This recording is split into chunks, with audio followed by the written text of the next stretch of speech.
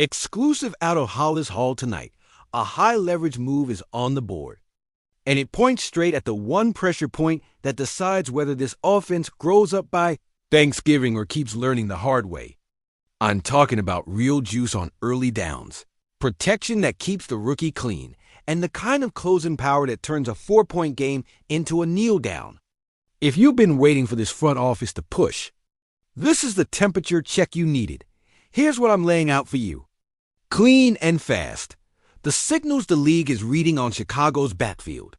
How the staff is trying to protect Caleb Williams' development curve. Why running back isn't just about yards, but about leverage. And where the market sits for an every-down playmaker who tilts the field. I'll give you the trade math, the locker room ripple effects, the timeline that matters. And then we'll hit the headline you came for at the exact moment it belongs. No fluff.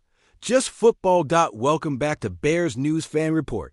If you're new here, I bring you the view from the building with the honesty of a fan and the standards of a pro. Tap in, stay locked, drop a like if you live this team like I do, because the next 3 weeks are where seasons get made and rosters get honest. Let's start on the grass.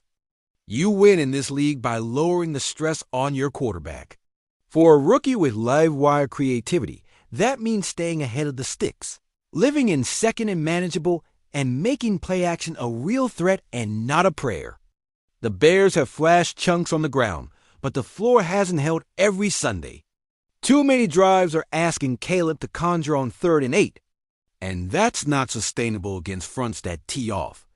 Scheme-wise, the identity is clear. Marry wide zone and gap with quick game, keep the ball on time. Then punch the defense with shot plays when safeties start peeking.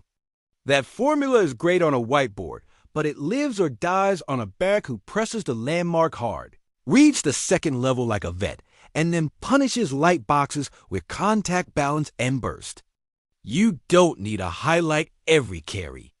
You need boring 3-yard wins, plus the 2 explosives that flip a drive.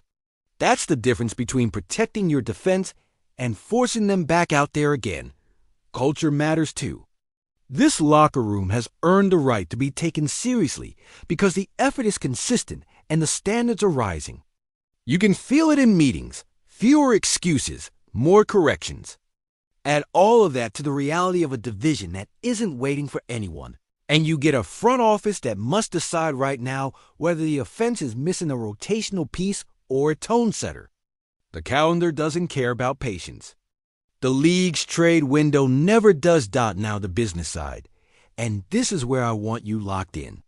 Running backs don't cost what they did 5 years ago, but elite creators still command respect. The best playmakers in this role give you 3 jobs in one: runner, receiver, closer. If you shop for that tier, you're not paying for vanity stats. You're paying to take 5 pressures off your quarterback and 2 possessions away from the other guy every week. That's the calculus. What does a realistic package look like if you're shopping top shelf? Think premium day 2 capital at the core, plus a conditional sweetener tied to games, touches, or playoff wins. Nothing reckless. You protect your future with safeguards. You protect your present by targeting a player whose contract is manageable now, but requires an adult conversation about an extension the second he walks in the building. You don't chase a rental. You secure a pillar. You want hints? The profile we're circling is a back who generates explosive plays without perfect blocking, who wins after contact, who forces missed tackles in the open field, and who's comfortable catching angle routes and screens when defenses think they've got the check down bottled. The kind of talent defensive coordinators spend real prep time on because one misfit is 6 points. If you've tracked the whispers, you've seen the dots, scouts parked at our games with notebooks on the run fits. Quiet temperature checks about how committed Chicago is to adding a real RB1. And an understanding around the league that the Bears won't light future picks on fire for vanity. This is targeted aggression, not a shopping spree. The market is listening. So as a team in green, here's the moment you've been waiting for. The name at the center of this, if the price, timing, and medicals align, is Breece Hall. That's the headline. That's the player whose tape is keeping this idea alive in the building and around it. Now let me say it straight, because this matters. This is a high-confidence scenario built on real signals and smart dots, not announced deal. Confirmed tonight means the pursuit is real, the fit is right, and the doors are open to take this all the way if it breaks our way. It's speculation with teeth. Football fit? It's almost unfair how clean it looks. Hall is a one-cut hammer with glide press, plant. Explode exactly what you want to punish two high shells that respect Caleb's arm. He doesn't need a runway. He creates his own. In the pass game, he's more than a leak out. Circle routes against linebackers, quick arrows to punish pressure, screens that turn third and forever into go-for-it territory. Imagine him next to Caleb in pistol, Rome Odunze threatening the post, DJ Moore settling backside safeties. Don't sleep easy with that math. Usage matters, so let's be adult about it. You don't trade for Breece to make him share equal touches forever, but you also don't burn out your room. Swift's burst still has value as the pace changer.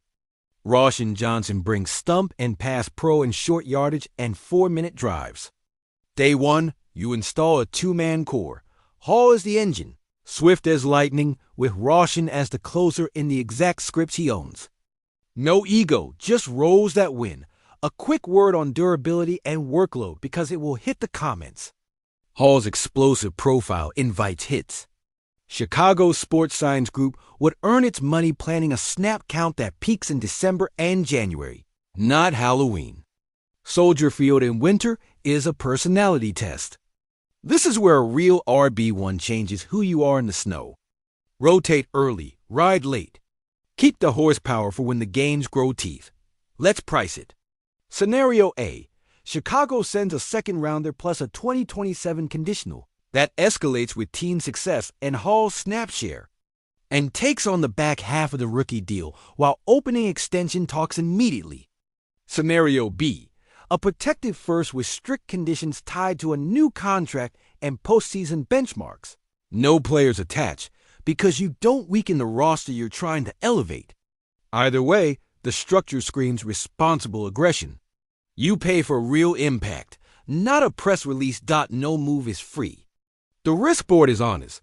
Future capital out the door. The chance Swift rebounds the second you change his role. The cap picture tightening if you extend Hall at top tier, APY. But this is why you build a young core and stack flexible deals elsewhere to have the option. In a year like this, to go get a closer and ease the weight on your rookie quarterback's shoulders. You're not buying a stat line. You're buying easier offense. Inside the building. This signals something powerful. It tells the line that their violence will be rewarded. It tells Caleb you're all in on giving him answers that don't require hero ball. It tells the defense that 4-minute drives are back on the menu in December. And it sends a message to the division that Chicago is done waiting for the perfect Sunday. We're engineering it. Timeline? It's clear. Quiet groundwork now, escalation as teams self-sort over the next 2 to 3 weeks, and then a decision before the market shrinks or spikes. Jets' leverage is real because the player is special. Chicago's leverage is discipline. If the price matches the plan, you sprint. If it doesn't, you walk away and pour snaps into the guys you have while revisiting veteran ads off the street. The worst plan is desperation. This front office hasn't lived that way, and they're not starting now. Let me bring you into the room, because your voice matters here. If you're Poles, do you send a second and a conditional for Breece Hall today? Or do you protect those picks and bet on internal growth? How would you split touches across Hall, Swift, and Roschon in weeks 1 to 4 after the move? And be specific. What's your third down package with Caleb, DJ Moore, Odunze, and Breece on the field together? I want that detail in the comments, formations, motions. The whole thing, because that's how we sharpen each other as a fan base. My professional. Concise red to close. The Breece Hall pursuit is the right kind of aggressive football fit, culture fit, timeline fit. It keeps Caleb clean, raises the floor of the offense, and gives Chicago a finishing gear we haven't owned consistently. If the price lands in the responsible zone, you make the move. If it doesn't, You hold your ground and keep the phone warm. Either way, the Bears are acting like a team that knows exactly who it wants to be. If you value this kind of straight, detail-first coverage, stay with me here on Bears News Fan Report. Subscribe, drop your take below, and share this with the diehard in your life. When something breaks straight, call medical, contract structure. You'll get the breakdown here first with the why and the what it means for Sundays in Chicago.